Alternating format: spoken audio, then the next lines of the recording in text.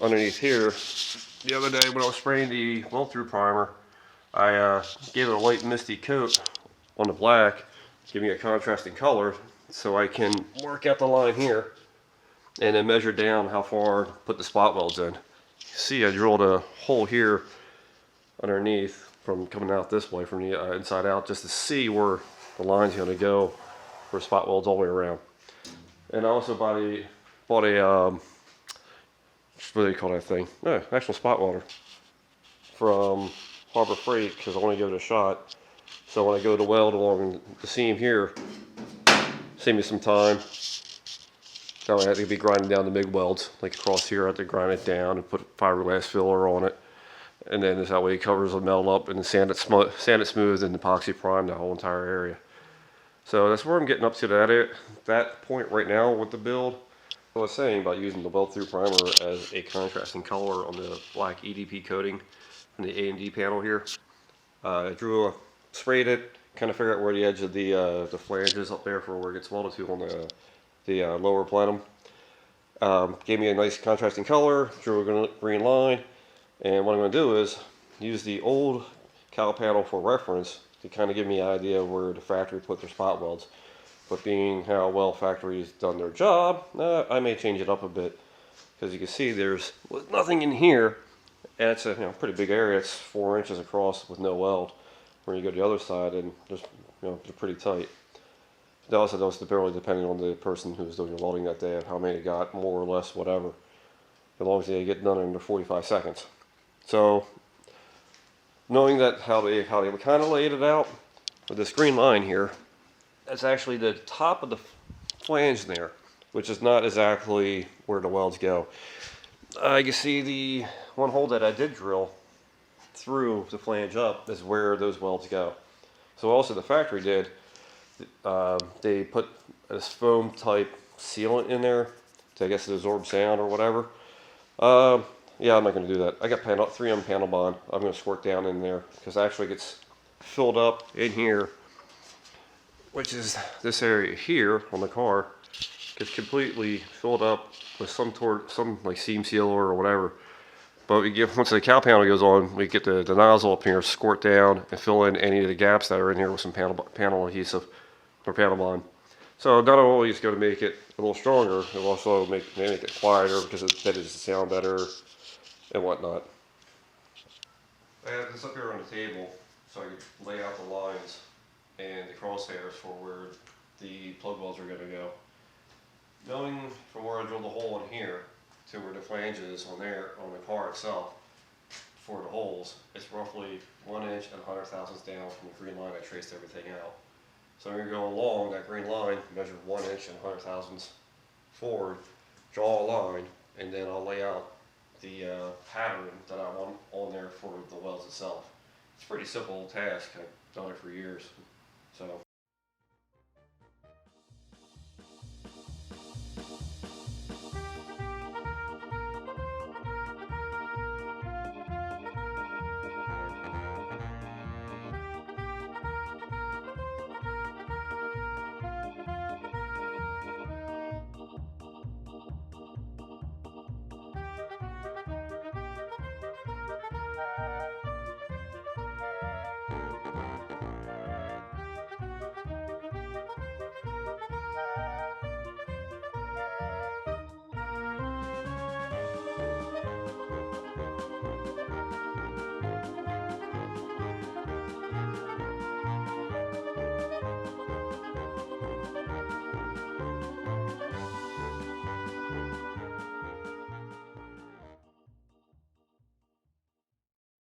Actually, it looks pretty good. 2 inches was actually pretty good. I know I said 2.5 earlier, but I'm going to go 2 inches across. I may actually got an extra weld or two, maybe 3 in there, which makes it a little bit stronger. Can I combine that with the panel bond adhesive we're going to squirt up in there? The only thing I'm not too sure about is I got to look and see on this when I put it back in there, how this looks up in here. If we're going to get any spot welds up in here, because you get welded here, all along here.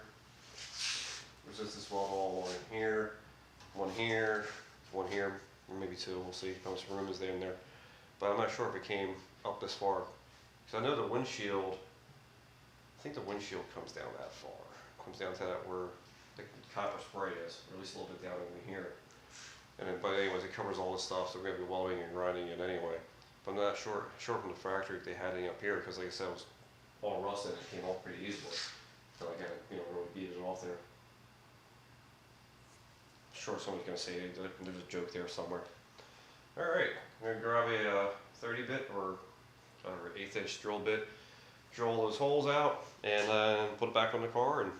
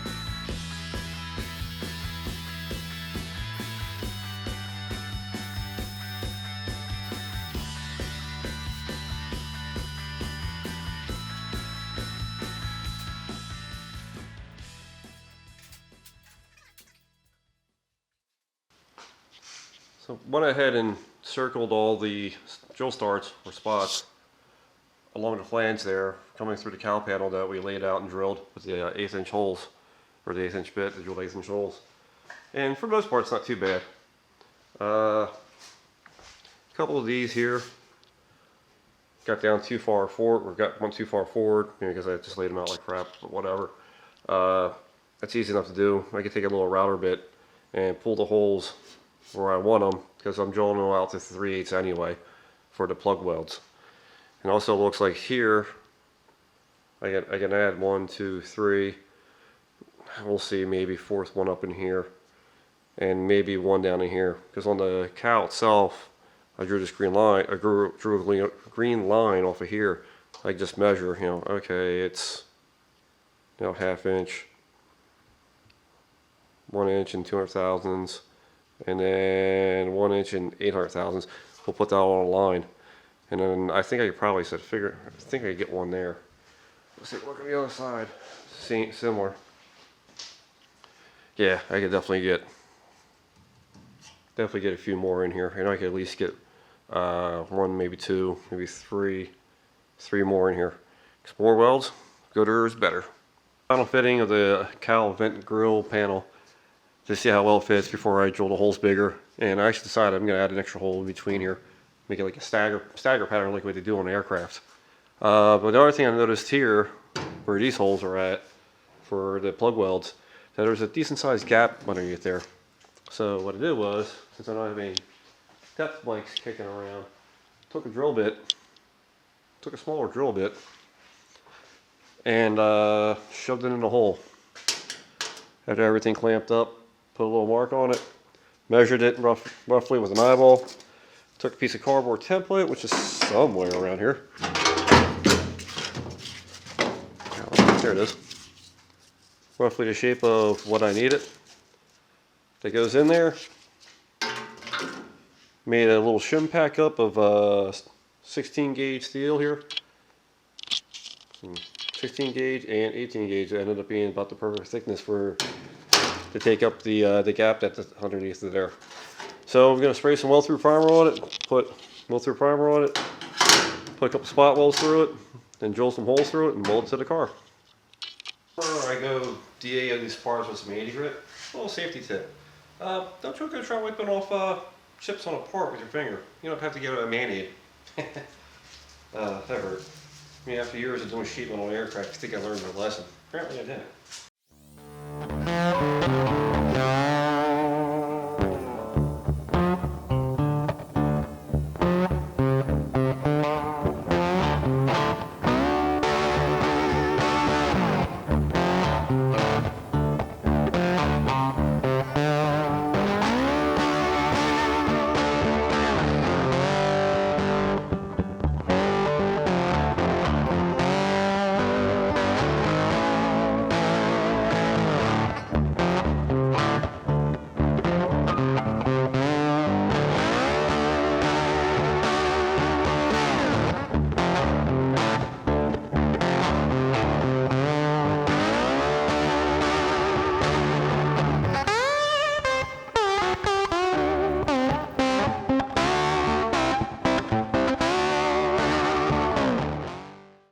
This the other day and kind of figure out how to use it. It's pretty neat.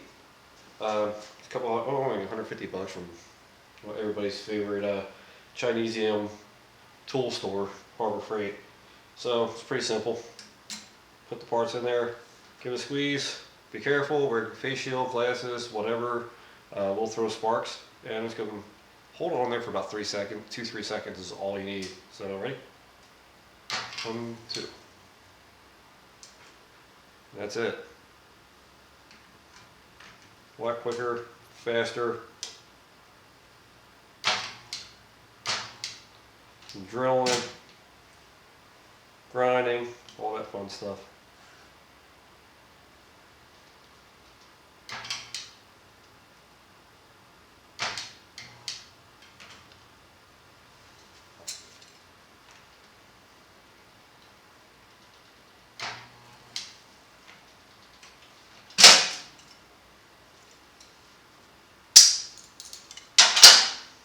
Nice. And check that out. Make sure the tips look good. You do.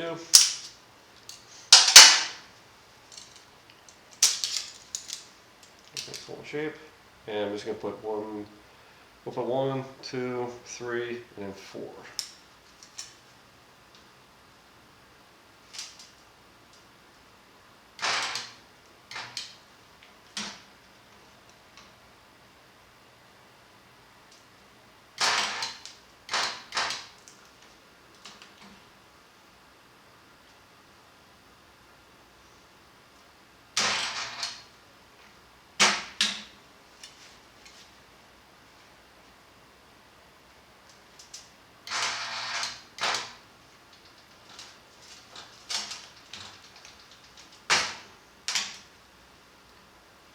Wow.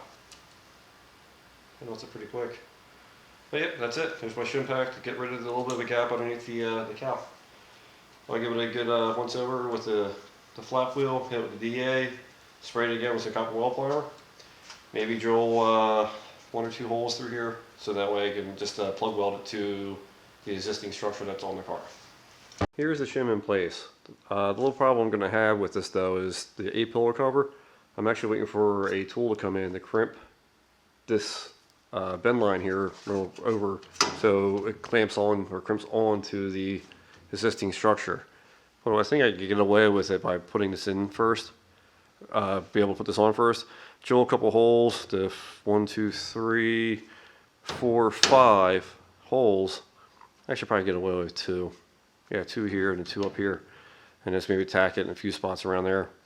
And then I could probably just leave this off back here. Don't weld the holes in through here, so I can just do this. And then when time comes, to weld it in. Get a big clamp it tight, and that's what I'm going to do. There you see what I'm talking about, having the bigger hole on the more upward side and the smaller on the inside. Yeah, I know they don't line up too well because I just freehand drilled them. But there's enough space in there where I can get everything all welded together.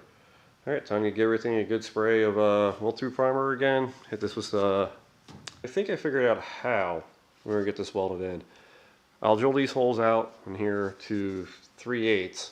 And I'm going to leave the 2 holes through here 5/16 so it can weld to the A-pillar itself. From the factory, all they had a spot weld up here, and then literally 2 back in here, and that was it. So I'm spreading them out here, here, and here, and then I'll probably use some panel bond adhesive when I go crimp that on, and back up in here.